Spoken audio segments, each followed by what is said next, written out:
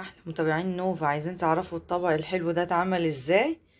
يلا خشوا كملوا الفيديو للاخر. ده طبق كشك مصري، طبق نوفا، كشك نوفا. عايزين تعرفوا اتعمل ازاي؟ يلا كملوا الفيديو للاخر وشوفوه، هيعجبكم قوي. يلا كملوا الفيديو وشوفوا اتعمل ازاي يا احلى متابعين نوفا. بسم الله الرحمن الرحيم. ازيكم يا احلى متابعين نوفا؟ بصوا معايا النهارده وصفه سريعه وحلوه كده، على طول هقولها لكم. هعمل لكم الكشك المصري.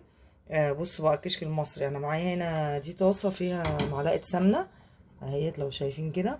معايا هنا حله فيها شوربه كلها طبعا.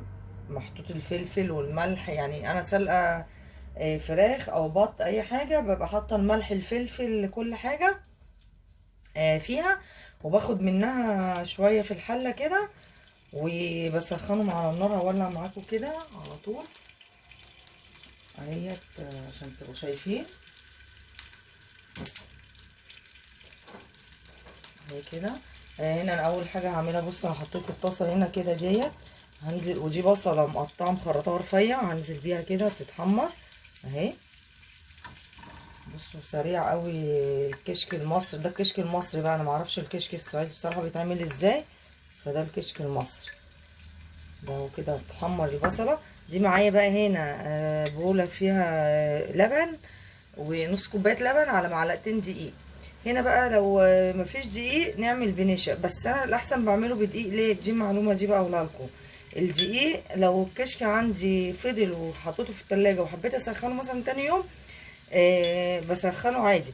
لو حاطه دقيق في اللبن، لكن لو حاطه نشا، النشا بتفصل. يعني اما اجي اسخنه مثلا بلاقيه فك، ما النشا مش حلو ان مثلا يقعد ويفيد ويتبقى في التلاجة او كده، الا لو هيتعمل ويتاكل في وقتها في يوميها. هنعمل مشينا خطوه خطوه معاكم اهو. تبقى ايه؟ شوربه. وهنا معايا الرز اهو طبعا اهو. الرز نسيت اقول لكم عليه، ان الرز مغسول اهوت بقى كبشه رز. هنزل بيها، انا مستنيه بس الشوربه هي عامه سخنه مش برد. هنزل بيها كده في الحله مع الشوربه.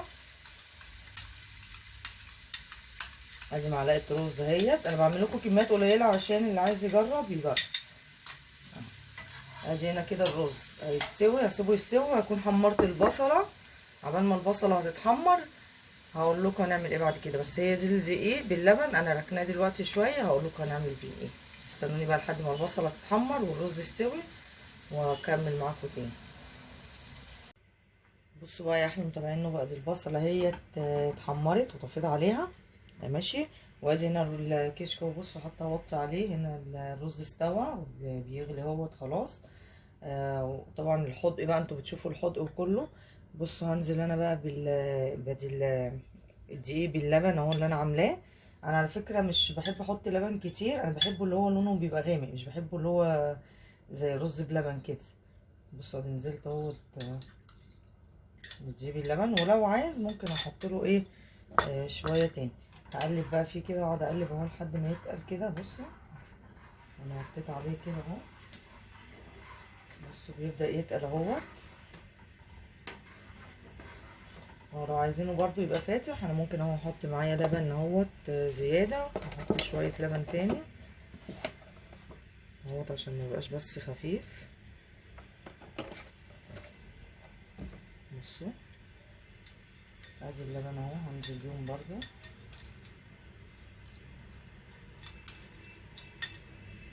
اهو. بصوا بيقعد يتقل بقى، اقلب فيه حبه شويه شويه كده لحد ما يتقل. بصوا قبل ما يتقل بقى قوي هقوم واخده ايه اهو، بحب انا باخد معلقه كده من التقليه دي اللي انا عملتها وبنزل فيها كده، بنزل بيها في الحله. بصوا واقلب بقى كده مع بعض. بصوا بقى سمكه حلو ازاي، بصوا شايفين بقى اللي عايزه فاتح انا يعني ايه مش بحبه فاتح قوي، انا بحب الشوربه يبقى فيها طعم فيه كده. لكن اللي عايز فاتح بقى ويزود له لبن، اللبن عادي بتزودوه عادي. بتقللوا بقى الشوربه شويه وتكتروا اللبن اهو كده. بصوا بيتقل اهو. ده بقى لو مثلا حطيته في الطبق وكلته بالهنا والشفا اللي يعمله، واللي بقى لو فضل في التلاجة تيجوا تسخنوه مثلا بيفضل زي ما هو ما يفكش. عشان ايه؟ الدقيق ما بيفكش، لكن لو في النشا النشا بتفك اهو. بصوا انا بفضل اقلب فيه كده وهغرفهولكوا واوريهولكوا. بصوا طبعا اما يعني انا هطفي عليه دلوقتي اهو وهحطه في الطبق. على فكره اما بتسيبوه يهدى شويه بيمسك، فعشان ما يبقاش ماسك قوي لا يبقى لين كده وحلو. بصوا جربوا الطريقه دي والله تعجبكم. يعني انا ده كله شايفين غير ازاي.